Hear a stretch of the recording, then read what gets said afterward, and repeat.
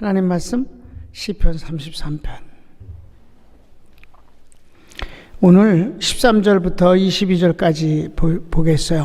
앞부분에는 그냥 교회를 상대로 해서, 그러니까 교회라는 말은 그 개인이 아닌 이 집단을 상대로 해서 말씀을 했어요. 근데 이제 13절부터는 개인에 대한 말씀을 하는 거예요. 다윗이. 이 앞부분에 32편, 33편에서 계속 반복돼서 나오는 아주 독특한 단어는 다 따라 하십시다. 여호와를 즐거워하라. 여러분, 이 여호와를 즐거워하라는 말 절대 흔히 쓰여지는 말이 아니에요. 근데 다윗은 이 여호와 하나님을 즐거워하라는 말씀이 아주 많이 나와요. 지난번에도 얘기했지만은 우리가 하나님을 경외하는 것과 여호와를 즐거워하는 것은 아주 극과 극의 생각이죠. 경외는 주님을 두려워하는 거예요. 그 권위 앞에 우리가 무릎을 꿇는 거거든. 그런데 계속해서 경외와 즐거워하는 것이 동시에 나오고 있어요. 우리가 경외는, 우리 교회도 뭐 살아계신 하나님을 만나는 교회고 그 하나님을 경외하는 교회. 근데 이제 더 여러분이 주님을 경외하고 나면 마지막으로 진짜 하나님 관계가 아주 좋아지는 좋아지는 상태는 그를 즐거워하는 거예요.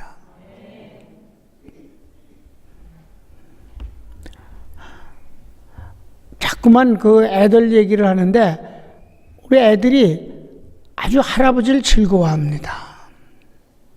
말도 못하게 즐거워해요. 내가 저 집을 내가 가면 느닷없이 저녁 때라도 한번 들리면 그건 뭐 거의 환장을 하고 뭐 펄펄 뛰고 뭐 야단합니다. 즐거워해요. 근데 그걸 이렇게 보면서 내가 주님을 이렇게 즐거워한 적이 있을까라는 생각이 들어요.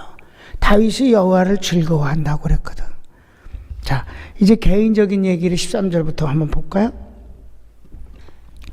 13절부터 보면 여기는 뭐냐면 13절부터 15절까지는 모든 사람을 감찰하시는데 여기서 우리가 하나님은 불신자에 대해서 무관심하신 걸로 착각하는데 아니에요.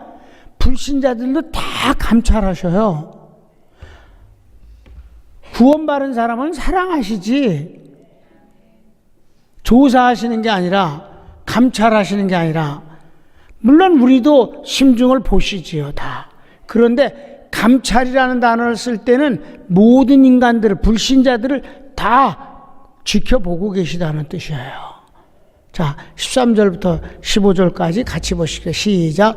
여호와께서 하늘에서 감찰하사 모든 인생을 보시며 곧 그 거하신 곳에서 세상의 모든 거민을 하감하시도다.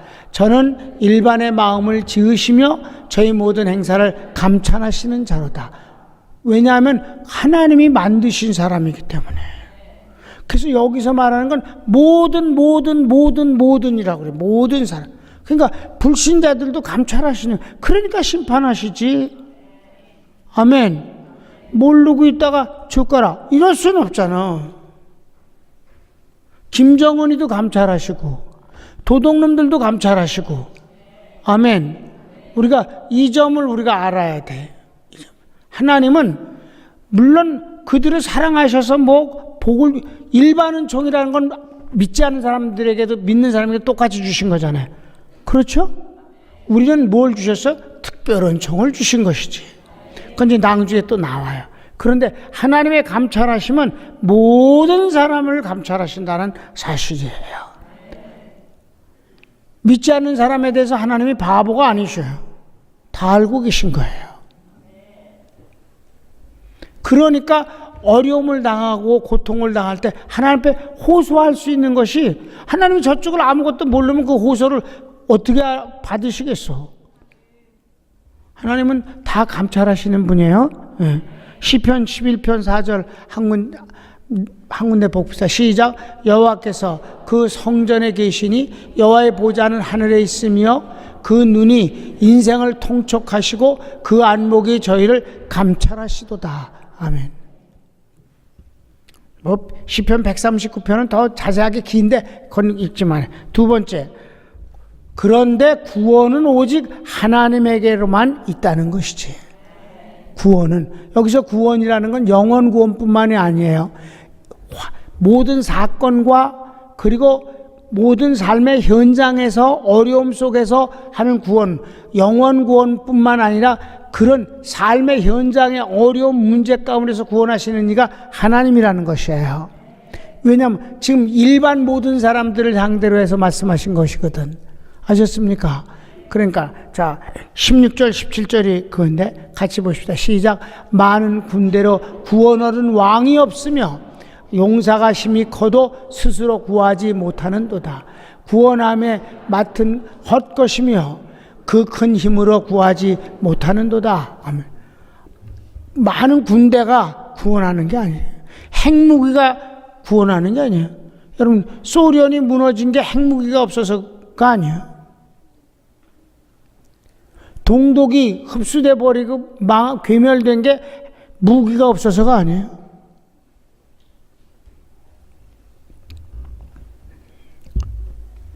그것을 의지하는 것은 어리석은 일이라는 거예요. 구원은 하나님에게만 있는 거예요. 시편 20편 7절 한번 볼까요? 시작. 혹은 병거 혹은 말을 의지하나 우리는 여호와 우리 하나님의 이름을 자랑하리로다. 아멘. 여러분, 주님이 이스라엘 백성들을 애굽에서 구원하실 때 보세요. 그들의 군대가 없어서 꼼짝을 못했어요? 맨 마지막에는 어땠어요? 마지막 군대를 다 일으켜갖고 이스라엘 백성들이 그 애굽의 말발굽 소리를 듣고 자지러졌잖아. 이제 우리 여기서 죽었다고. 하나님을 원망하면서. 묘자리가 없어서 여기까지 데려와서 우리 공동묘지로 몰살시키려고 그랬습니까? 말을 잘해. 하나님을 원망하면서. 그랬더니 하나님이 그들을 홍해를 갈라지게 하시고 건너게 하시고 추격하던 말들이 몽땅 다 빠져 죽지 않았냐 이 말이에요. 군대가 저희들을 구원할 수가 없는 거예요. 하나님만 구원자시다.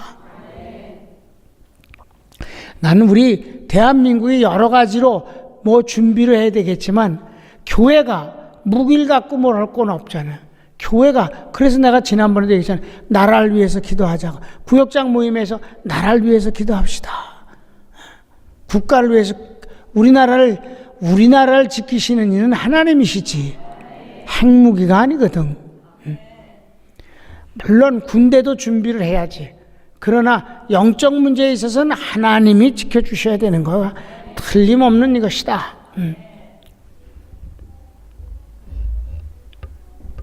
마지막 세 번째, 하나님을 경외하는 사람에게는 하나님이 영적 구원은 물론이거니와 축복도 주시는 것이 바로 이 마지막 18절부터 22절까지 나오는데, 이제 읽어봅시다. 18절 시작. 여호와는 그 경외하는 자 곧 그 인자하심을 바라는 자를 살피사 저희 영혼을 사망에서 건지시며 저희를 기근에 살게 하시도다. 아멘. 기근 때 살아남게 하신다. 경외하는 사람, 경외하면서 사모하는 사람, 경외하면서 그를 즐거워하는 사람, 경외했더니 하나님이 우리에게 아주 아름다운 것들로 위로를 주시고 축복을 주셨으니까 그것 때문에 즐거워할 수밖에 없는 건 아니냐. 애들은 초콜릿 하나 갖고 그렇게 즐거워한단 말이에요. 초콜릿. 지 엄마는 연병을 하지. 애 초콜릿 먹이지 말라고.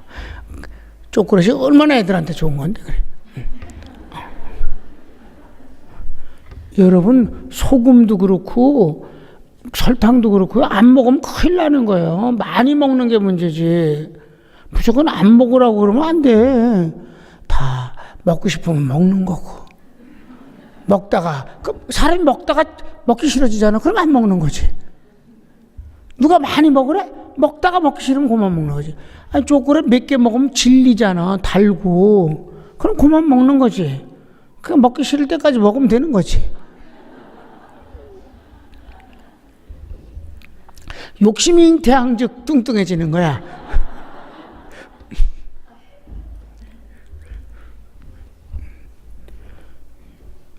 하나님을 경외하는 사람을, 그리고 하나님을 사모하는 사람을, 금요일 밤에 하나님을 경외하고 사모하는 사람이 이 밤에 모이는 거 아니에요? 여러분? 그러니까 하나님께서 영혼을 구원하시는 건 물론이고 기근 때도 저를 살게 해주신다. 대한민국이 지금 경제가 어렵다고들 하단들을 하는데, 그래 얼마나 어려운지 나는 잘 모르겠어. 내가 잘 자라서 그런지. 그런데 오늘 뉴스와 신문에서 보니까 2015년에 수출 액수만 따졌을 때 세계 5위였습니다. 이 조그만 나라가 세계 5위를 했다고. 액수가 뭐 중국이야 뭐 물론 어마어마한 1등이지만은 여러분 기적 아니에요?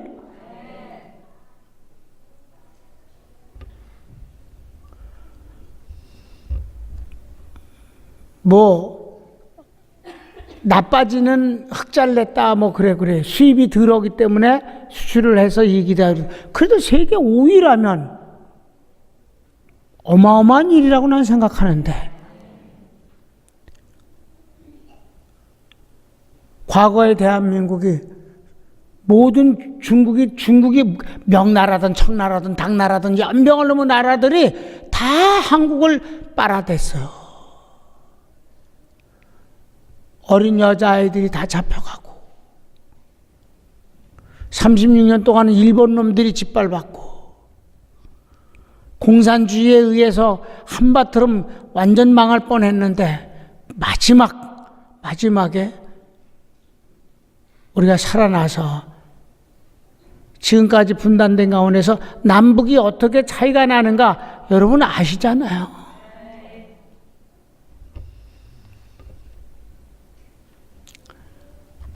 대한민국의 국부라고 하는 이승만 대통령이 어떤 목사님보다도 어마어마하게 신앙이 좋았고, 그가 성경 읽은 거는 이루 말할 수 없고, 그 횟수가 하나님에 의해서. 그래서 동해물과 백두산이 마르고 닳도록 하나님이 보호하사 우리나라가 만세다. 이 국가를 그렇게 해서 제정한 거예요. 독재 그러지만 그래 공과가 있어요. 나쁜 건 나쁜 거예요. 그러나 좋은 것까지도 없애버리려고 하는 것은, 그래서 어쩌라고. 그래서 나라에 국부도 없으면 어떡하라고. 나라를 누가 세웠어 그러면.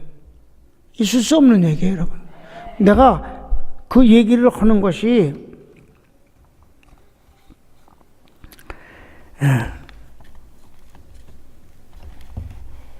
내가 아주 옛날 이 성경이요 오래된 거예요, 아주.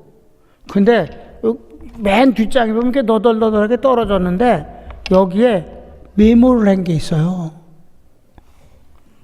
이게 신문에 났던 거를 메모를 했어요. 재밌어서. 1961년 한국 1인당 소득은 89달러로 125개국, 그땐 125국이에요. 지금은 더 많지. 독립도 하고 신생국가가 생겨서. 123등이었어요. 꼴찌로 셋째. 그때 그 꼴찌부터 우리하고 어깨를 나란히 했던 나라들이 파키스탄, 토고, 우간다, 방글라데시, 이디오피아 이런 나라들이 121등부터 5등까지 쫙 한국을 포함해서 이 나라들이에요. 언제? 61년. 최빈국이죠. 그때 북한은 얼마였었냐? 우리가 89달러인데 북한은 320달러예요. 세계 50번째. 그래도 부유국가에 멕시코, 리비아, 브라질, 포르투갈 등과 같은 부류들이 있었어요. 1961년. 그런데 이게 기가 막히게 싹 뒤집어졌기 때문에 숫자가 나오는 거예요. 1979년, 즉 18년 뒤에 우리 교회가 1차 공사를 하고 처음 교회를 지은 해가 79년이에요. 1510달러로 49번째. 걔네가 61년도에 이북이 50번째. 우리가 18년 뒤에 49. 구등. 세계. 북한은 120등으로 떨어졌는데 최빈국 쪽으로 내려가는데 우리가 123등 할 때 그래서 이들은 18년 뒤에 50등에서 120등인데 이것마저도 확실치가 않은 거예요. 지금 세계에서 최빈국이지. 핵무기는 가졌어도. 이 18년이 뭔 줄 아세요?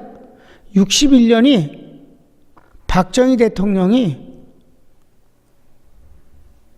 쿠데타를 일으키고 그걸 혁명이라고 그러지만 집권한 데부터 79년 총 맞아 죽은 18년 집권 때에 박정희 대통령 집권 18년 동안에 나라가 이렇게 된 거예요, 여러분. 물론 군사 독재니 정권을 쟁취하는 방법이 민주화냐 아니냐 이런 문제가 있지만 그래도 경제는 그렇게 됐고 잘 살아보세 하는 새마을운동이 지금 전 세계 지금 얘기하고 있는 우간다. 나 우간다 가서 너무 웃긴 게 흑인들이 새마을운동이라고 한글로 쓴 모자 쓰고 돌아다니는 거 보네. 진짜 많이 웃었어 내가. 동남아는 다 그 모자 쓰고 다녀. 이파리 세계에 있는 거. 그네들 나라 말로 다 번역을 해서 잘 살아보세 노래 부르고. 우리도 한번 잘 살아보세. 그래서 대한민국 여권은 언제나 대우를 받는 거예요. 왜? 가난했다가 잘 산 나라가 되기 때문에 자기네들이 모델이 되고 싶은 나라니까.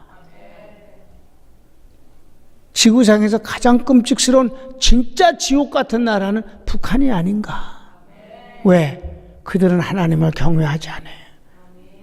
하나님을 무시하고 하나님에 대해서 함부로 말하고 망령되고 저 새끼들은 존엄을 훼손했다고 그러는데 최고 존엄을 막 훼손하는 놈들은 바로 그 놈들이요. 그래서 나라가 이렇게 뒤집어진 거예요, 여러분. 이게 정확한 데이터예요. 데이터라고 이게 역사적 팩트라고. 내가 지금 그냥 말하는 게 아니라. 그래서 메모를 해놓은 건데 이렇게 하도 오래돼서 이렇게 찢어졌다니까.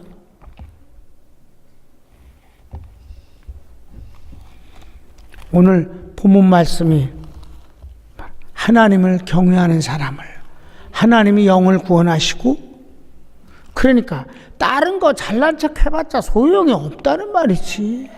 하나님을 경외해야 뭐가 돼도 되는 거고. 아멘. 그럼 여러분 그건 믿으세요. 오늘 현실은 눈에 보이는 현실은 이런 이유 때문에 저런 것도 있고 그러지만 역사를 쫙 보면 하나님을 경외하는 나라는 복을 받는 거고 하나님을 사모하고 하나님을 섬기는 사람은 복을 받는 거고 그렇지 않으면 그저 그런 거고. 자, 20절부터 22절까지 읽고 마치겠습니다. 시작. 우리 영혼이 여호와를 바라며 저는 우리의 도움과 방패시로다. 우리 마음이 저를 즐거워하며 우리가 그 성호를 의지한 연고로라. 여호와여 우리가 주께 바라는 대로 주의 인자하심을 우리에게 베푸소서. 아멘.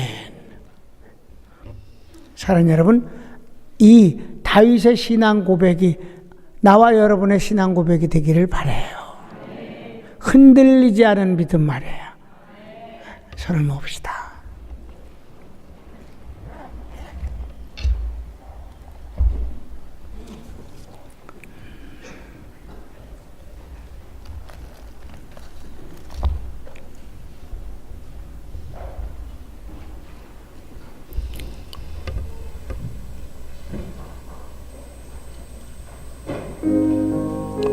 사랑하는 여러분, 우리 집 현관에 들어가면 중국의 어떤 노인네가 자기 평생의 목사님을 처음 뵙다고 하면서 눈물을 흘리고 그렇게 반가워했습니다. 나한테 선물을 주겠다고 그래요. 자기가 평생 한 거는 성경을 붓글씨로 쓴 것뿐이 없었답니다. 그러면서 날더러 무슨 성구가 마음에 드는 게 있냐고, 그래서 아니 당신이 제일 좋아하는 성구를 적어주시오. 그랬더니 그가 나와 내 집은 오직 여호와만 섬기겠노라 라고 하는 여호수아의 마지막 고백을 자기의 고백으로 삼으면서 내가 이렇게 하다가 여호수아처럼 자기 크게 승리하는 삶은 못 됐지만 그래도 하나님 의지하고 살다가 가겠습니다. 그래서 내가 그 아주 조그만 종이에요. 가로 한 40cm, 세로는 한 15cm 정도 되는 종이에다가 써준 겁니다. 근데 그렇게 명필이라고 한국에서 그 말을 하더라고요. 그런데 여러분, 그가 정말 시골에서 가난하게 겨우 연명하고 살은 노인네인데 그 뒤 하나님이 그의 마지막 인생을 얼마나 평안하고 복되게 해주셨는지 모릅니다. 왜냐하면 그의 신앙이 중국을 찾는 한국의 사람들과 외국 사람들에게 소문이 나서 그를 위로해 주고 싶은 사람들이 자발적으로 저희들을 축복해 주므로, 적은 그들이 전해주는 돈은 자기들에겐 작지만 받는 사람에겐 굉장히 컸거든. 그래서 정말 마지막을 하나님이 저에게 평안함 속에서 살다 가게 했다고 그래요. 난 그 뒤는 못 만나서 모르는데 그 뒤 다른 그때 같이 있었던 사람을 통해서 내가 전해 들었습니다. 하나님을 경외하는 사람은 끝이 있습니다. 그 끝은 아름다운 거죠. 다 같이 주여 한번 부르기도 합시다. 주여, 사랑하는 주님 감사합니다.